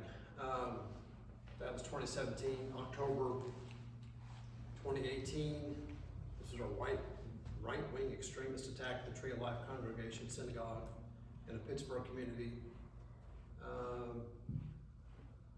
There were multiple churches in the building that were attacked during the Shabbat services. Perpetrator killed 11 and wounded 6. And that was the deadliest attack in the local Jewish community in American history. And again, these are not that long ago. And what I keep asking myself, and this is what I was asking myself in 2017, 2018, is like, can a safety team or can God use a safety team or security team to save lives? God's answer to me on that one was yes. Russ, I can use you to do that. This one goes back a little further, and this shows you these next examples show you what a safety team or security team can do. This was 2007, Denver, Colorado. Services were just wrapping up. It's a New Life church. There's a 24-year-old, heavily armed, listen to that, heavily armed, began shooting, sending his sights on the inside of the building. He attacked the church with a number of firearms, killing 2 people and injuring 3 before being shot by Janine Assam. She's a member of the church. She is a former, this is a picture of her, she's a former Minneapolis police officer who was volunteering on the security detail at the church the day the gunman took aim on the church. She was armed with just a handgun, a Beretta 9mm, 16 rounds, and the gunman walked into the worship with an assault rifle and a significant number of rounds. She said, everybody thinks it's not going to happen here. I was just amazed at how naive our society still is when these things happen every day. Now, she's certainly outgunned, right? He's got an assault rifle, multiple rounds. She's got 1 pistol and 16 rounds, and God uses her to stop that threat. But as somebody, like, they had the forethought to think about a safety team and put some training together. They selected somebody that's got some law enforcement experience, and God put her out there that day, and she had faith and she had courage, and she stood in the gap there that day. This is one that's happened since the one at the nearby church. This one was January the 23rd, 2005. This is the guy in Michigan, Brian Anthony Browning. He's 31. This gunman had opened fire on a Cross Point Community Church in Wayne, Michigan. This actually happened on June 22nd. So Browning's mother was a member of the church, so people probably knew him. She was not present at the church at the time of the attack. So they see him driving recklessly, and then saw him exit his vehicle. Listen to what he's wearing: tactical vest, carrying a rifle, and a handgun. Like, if you're watching, you can see that. You've got time. It doesn't mean that somebody won't get hurt. I'm just saying it gives you that time. So the man began, listen to what happens here. The man began firing as he approached the church. You struck one person in the leg.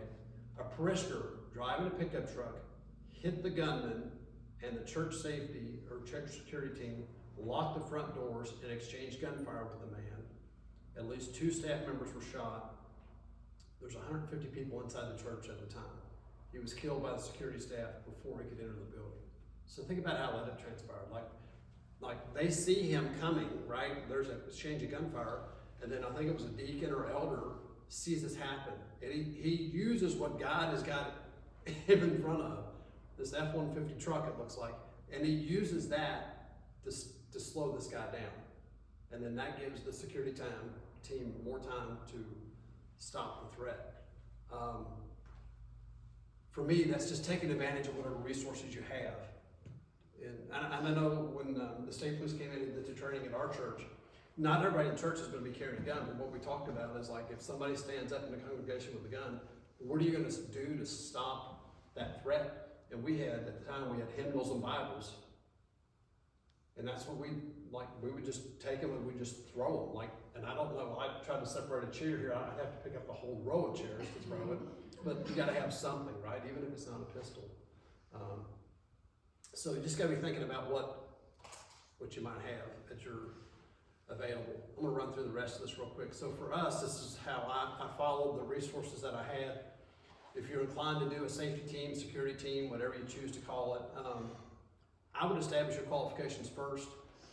Stop thinking about people that can be on the team. Think about your qualifications first. And then let that filter who you can bring on board. I think it's a mistake to think about people and then think about qualifications. Put your qualifications up front and then let the qualifications filter the people. Member of your church, they're in good standing, 21 years old, got to be subject to a background check. And then once you get your team, what you can look for is trained medical professionals, current or retired law enforcement, folks with military background, security background. We even used folks that had concealed carry deadly weapon holders, like they had some level of training with a firearm, so that was good. You wanted to be physically fit. We used some people that weren't exactly physically fit, but I'll call him Tommy. Tommy was not physically fit, but every Sunday that he worked the detail, he worked the camera. He sat in a chair, he could sit in a chair, and he could tell us what was going on. And then the guys who were a little more physically fit could do the other work.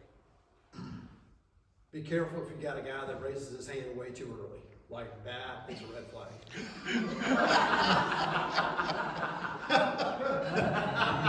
Can I have a gun? What should you do after you select your team, train them, go through some mock scenarios, do some initial training, and do it as often as possible. Again, anything that KBC had offered, we were on it. So this is an image of the old church here. We used a 3-person team. Does this have a pointer? Oh, it does. Yes. It does, yeah. I'm not working on the screen now. Okay. So, in the back of the building, this is the building that had 12 doors. 1, 2, this is our foyer, the double side. This is where our security team was. 1, 2, 3, 4, 5, 6. This is 2-story. And it was the same on the opposite side. So our cameras were, I think we had about 8 of them. Didn't give us 100% coverage, but it worked out okay. Then Tommy would sit up here, he would radio down to these 2 guys, and then these folks would keep the doors open for everybody. Once church started, like quarter after 11, this is a good thing. You may want to consider locking the door at 11:15. Whenever whoever's always running late, you guys know who that is. Once they get in the building, lock the door. Right? What if half of our people come in late? Let the last person come in and lock the door. And then we would lock the door, and then one would stay out here in the lobby, and the other one just kind of walk the parking lot. You wouldn't have to stay out there, but just kind of walk through the parking lot, just get familiar with the cars that were there, and just see if there's anything else that might be happening. Kept the two-way radios on. We would run this detail from probably around 9:30 till right after the service.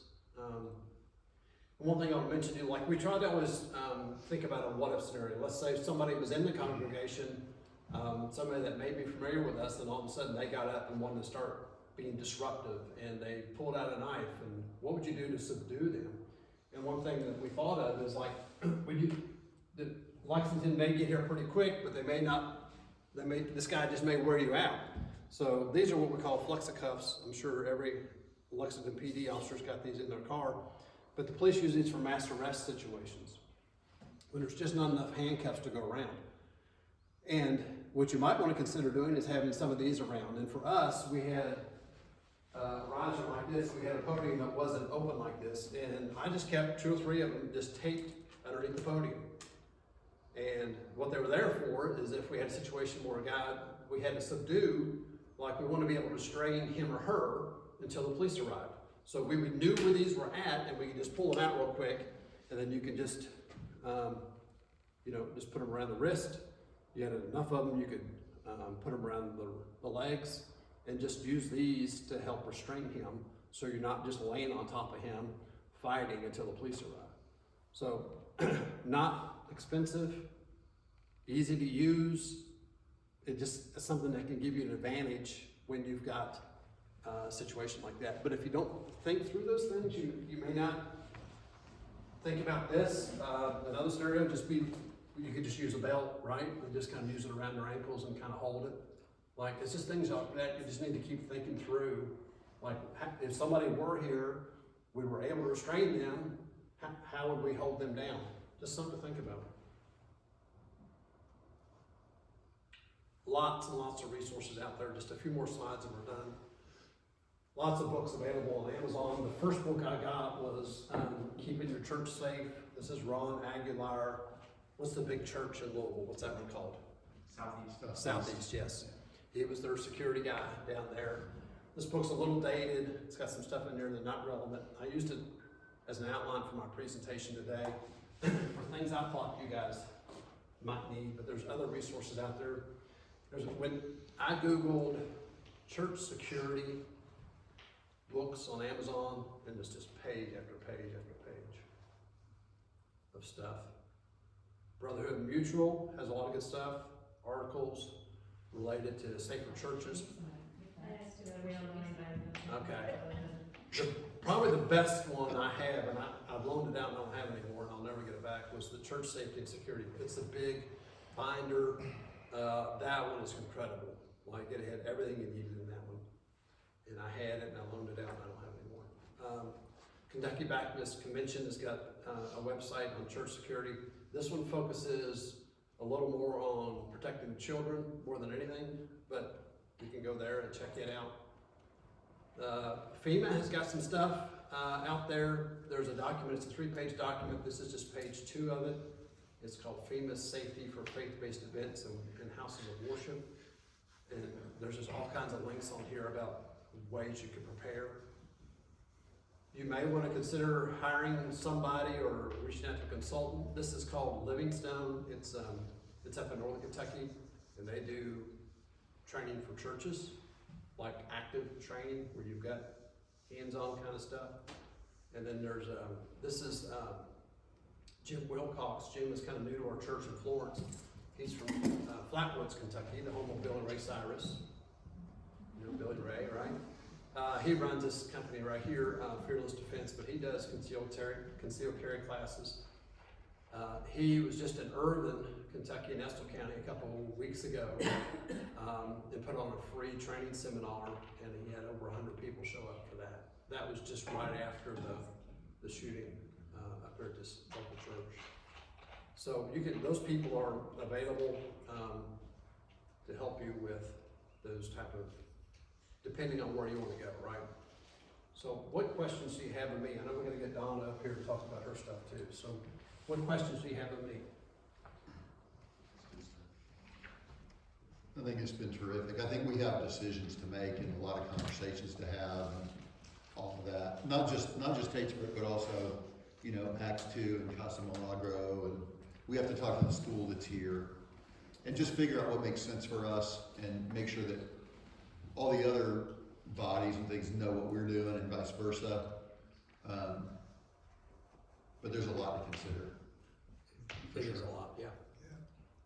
It's customizable, right? You guys dial in with, however God calls you, protect the flock. Well, we basically had 0. Okay. So, now we've got bushes out and we've got, fire, things that Scott's worked with. So we're building, Yeah. on 0. We're building on a foundation of nothing. But the question is, how far do we go and what resources do we need? Exactly. Yeah. So this was very helpful for us. Good. Who else?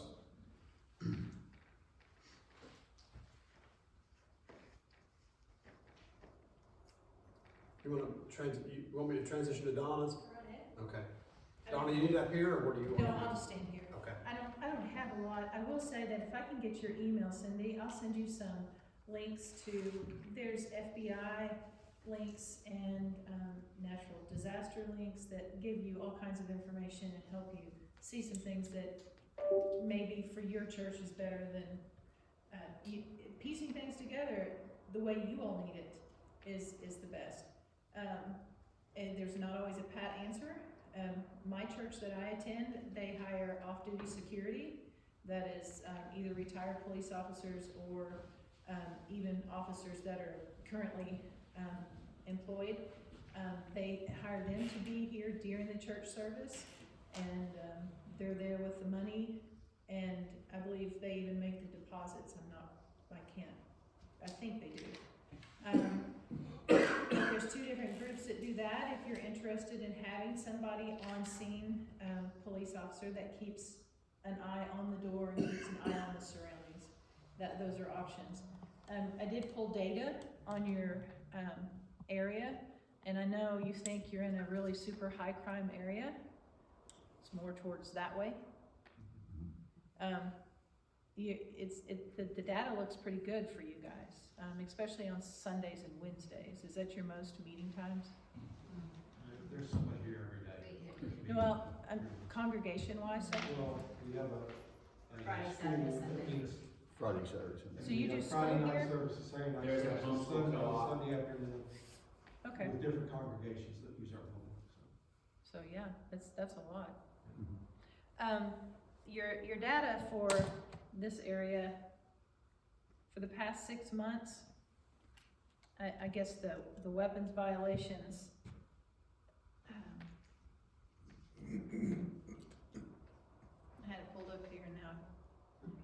We had 23 calls for unknown trouble in this area, and the area being your surrounding streets in Crosby and Trent. Shots fired was only 5. So again, across Armstrong Mill, you probably have more. I'm certain you probably have more. There's assist agencies, there was 22 of those. That could be anything. That could be helping the fire department that we were called for, or child protective services, or anything like that. So you had 37 disorders in this area. And that could be concerning because disorders can lead to bigger things. But Wednesday and Sunday looks pretty good on the call log. But again, I didn't know that we had a homeschool co-op here too, and other things going on. So I kind of researched those.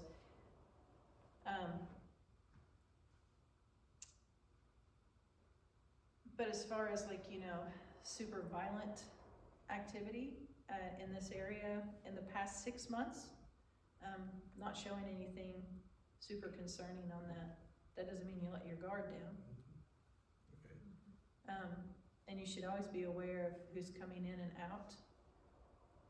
Even if it's not a hired security, if it's just your security team that is watching somebody to lock that door is very important. And the importance of all the doors being locked, like you were talking about, except for the one, is highly important. And you know that from the school system. Just limits things. Most of the shooters come in and they look like shooters. They have everything that if you saw them, they look like shooters. But like the Richmond Road one, he was a violent guy, but he wasn't dressed up like that. He went to the back door, and it was open. Really, that was like family violence, most right, so like. So, well, he had issues with the families that go there, yes. He went to the back door and it was open. He came there to shoot somebody. So if that back door was shut, it would give time for, locked, I mean, it would give a better time to deal with him. I don't think he was showing his gun at the time. I think it was pulled out as it progressed. So he was a different kind of situation than these others that are coming up in tactical dress. But somebody that usually shows up in the middle of a service that is displaying aggression or some kind of upset behavior, that's definitely somebody to pay attention to. And there's nothing wrong with calling the police and saying, hey, we've got a suspicious person out here, even if they haven't made contact with you yet. There's nothing wrong with calling us and asking for somebody to get out here. And in that case, dial 911. If you see somebody that could potentially be a threat, what's the worst that's gonna happen? You know, if we get out here and it does nothing happen, that's good, right? Maybe the sirens, the officers in the area, when they get that call, their sirens come on, that's enough to deter the subject and send him on his way. Who knows? I do think, I do like the idea of an announcement. And I don't know if you guys have intercoms in the basement or anything? No? That's where we talked about the two-way radios. Yeah, the radios. And as you do that, you not do it for 3 months and just get bored of it and then let it quit doing True, it. it has to become a habit, Yeah. an essential habit. Out of curiosity, that camera system that you had up there, you said that there's a two-way option. So you could have a camera in the nursery and is there a way you can just do system-wide announcement? I know from the phone, you can communicate with whoever's within range of the camera. So you can listen to what they're saying, plus you can talk to them through the camera. You know, I was just thinking like if it is like that and you had all those cameras, all these different places, you could press the button, you could say lockdown. Yeah. Right. Good. Right. If I had a camera in there. Yeah, you could. Is that a professional system that you guys, did you get it from a distributor? No, it's online. Okay. Yeah, and you've got like you could go to Costco or Sam's. Oh, yeah, you can, but you get what you pay. Yeah, exactly. But you saw how reasonable those prices Yeah. were. Yeah. It's good, like it's. There's different ones you can get. Yeah. You could explore ideas at churchtech.com. Backstreets Surveillance, I think, is another one that does church surveillance. And it's with different cameras and things like that. Even Give you Ring, some you know, ideas. most of us probably have got a Ring doorbell, and they've got external cameras as well with lights on as well, so. But I do like an idea of alerting everybody in the building that it's happening. I think that's pretty safe.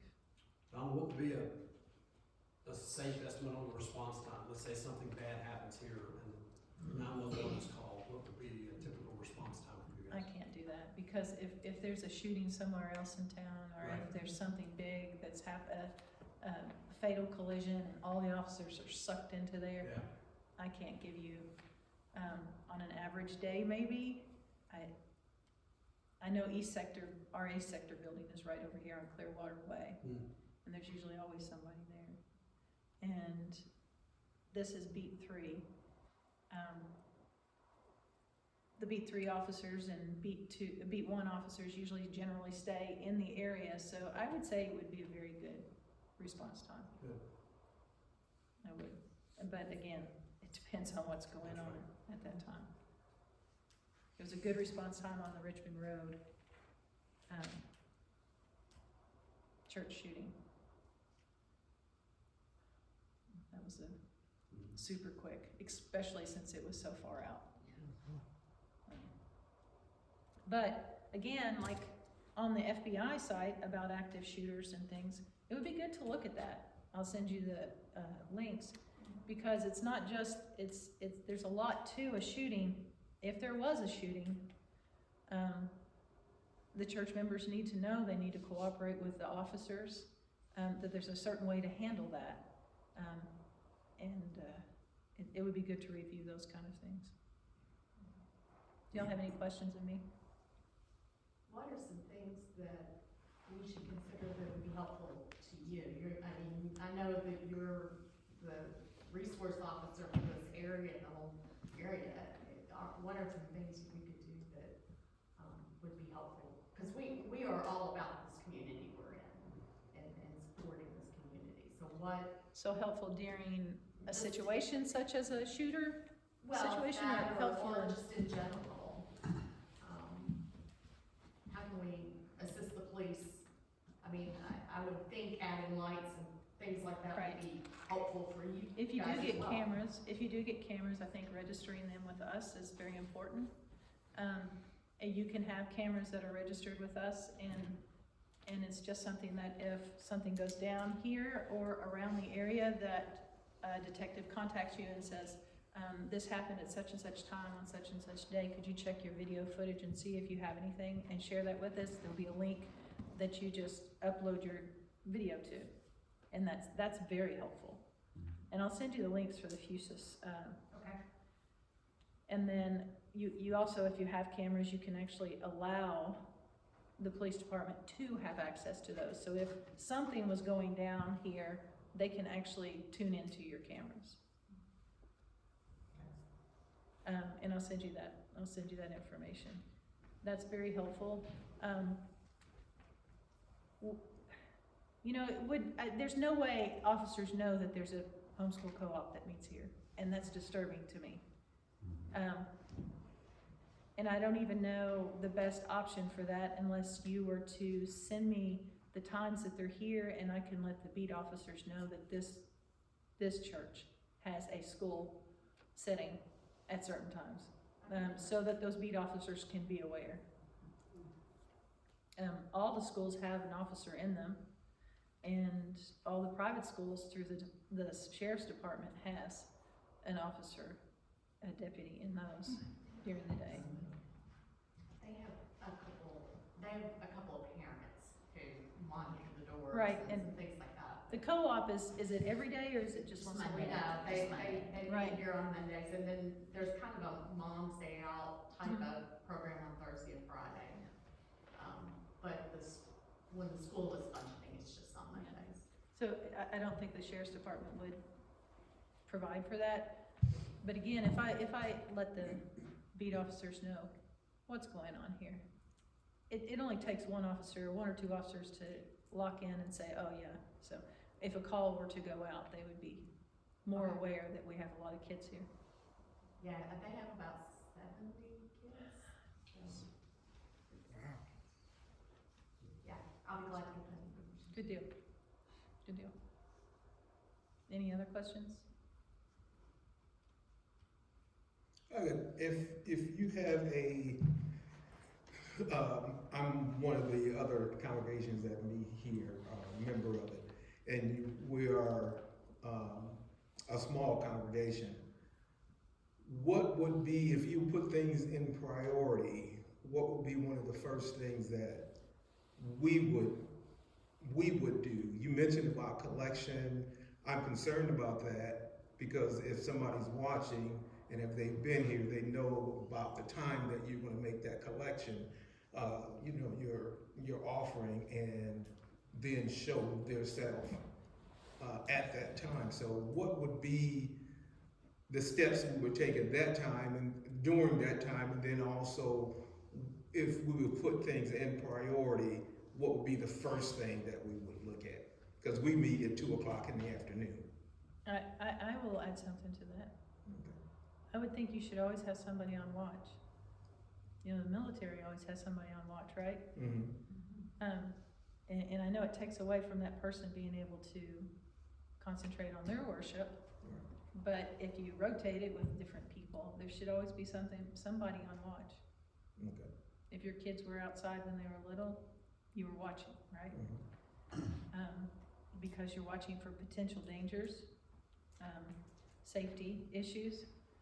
I think a number one priority would be to have somebody on watch, and then educate everybody that's gonna be watching on how to respond to, without running off your congregation like Russ was talking about.